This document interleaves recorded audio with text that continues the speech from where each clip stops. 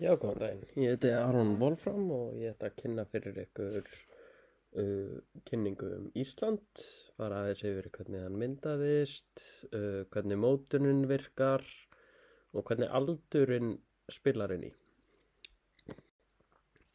Sem sagt, við byrjum bara stuttlar upplýsingar Ísland í dag. Þetta er stærsta eyjan á Atlantshafshryggnum og það er ólíklegt að þetta væri til ef það hefði ekki komið til gos, einungis komið til gos vegna landregs.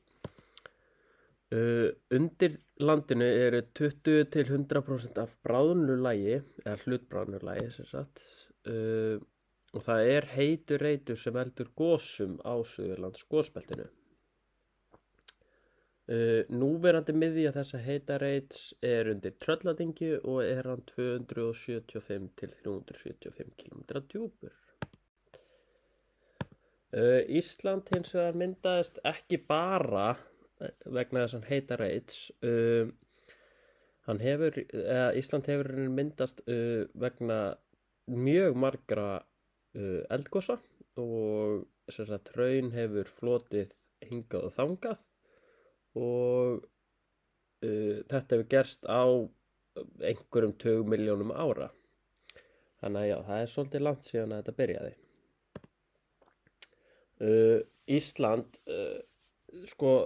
það hefði í raun getað endað eins og Hawaii, cirka, svona, þú veist, væri mjög slétt og svona langt og svona, en það hefði gerst ef Ísland hefði bara gosið upp á sínum heita reit, en Ísland er náttúrulega aðeins eldvirkara en það, þannig að hún endar eins og hún er. Og já, það er það bil 60 milljón ár síðan að jarðskorpan byrjaði að gliðna undir Norður Atlantshafi og þetta er þá í rauninni byrjunin á því að Ísland myndaðist. Og elsta berg Íslands sem að hefur mælst er tæplega 14-16 milljón ára og það er náttúrulega austan og vestanlands, sem sagt alveg til austurs og alveg til vesturs. Núna ef við skoðum aðeins landafræðina, Ísland er rétt yfir 100.000 ferkílómetra stærð. Nánar tiltekið, ég veit ekki alveg hvort það er 104.000 eða 103.000, það er svona mjög mismunandi hvað maður fær á Google. Það eru víða heitir hverir, mikill jarðhiti. Jarðhitin er til dæmis notaður til að hita upp hús sem er mjög sjaldgæft og við sem Íslendingar erum mjög heppnir að geta gert þetta.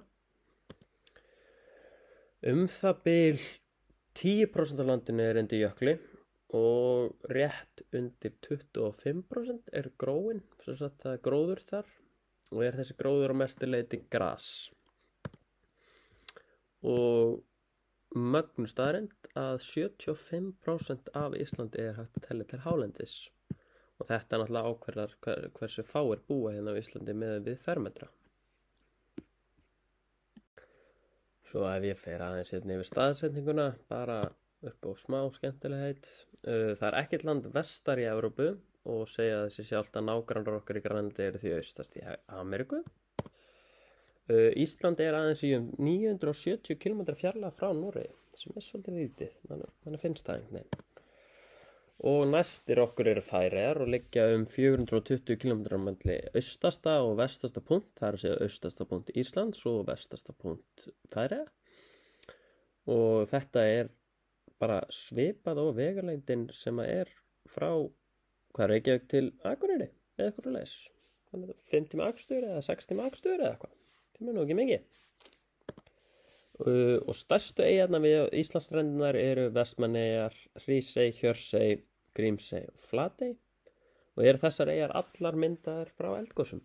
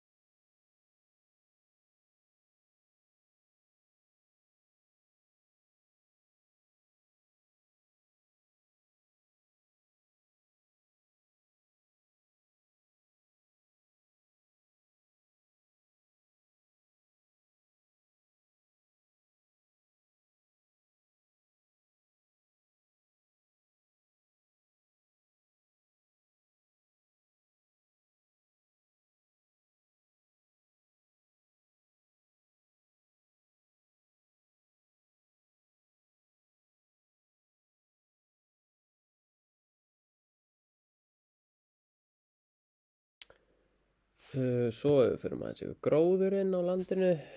Skógar landsins hafa minnkað 20 til 23% frá landafsöld sem svolítið mikið, nú finnst mér.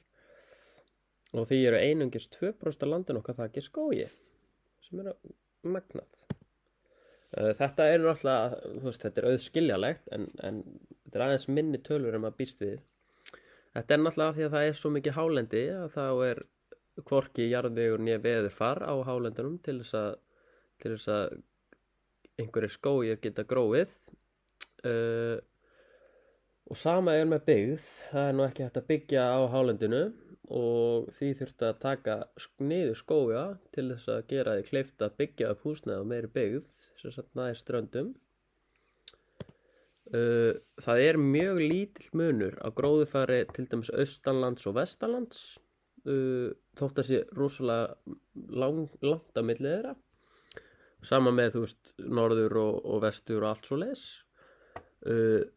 En það mjög skemmtilegur og fjölbreyttur gróður allstað það sem mögulegt að gróður sé með við veðurfar og jarðveg. Þannig að það mjög flottur og fjölbreyttur gróður með svona við strendurnar eiginlega allan hringinn, sem svolítið skemmtilegt. Svo ef við skoðum dýralífið aðeins, það 1600 dýr eða tegundir sem hægt að finna á Íslandi.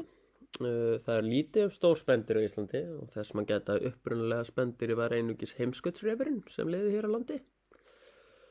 Önnur dýr hafa verið fluttingað, til dæmis hestar, kettir, hreindýr, fleira. Það rostungar og selir sem hægt að finna við strendur okkar líka. Einnig að tala að það séu 300 til 400 hvalir sem okkar miðum og okkar ströndum.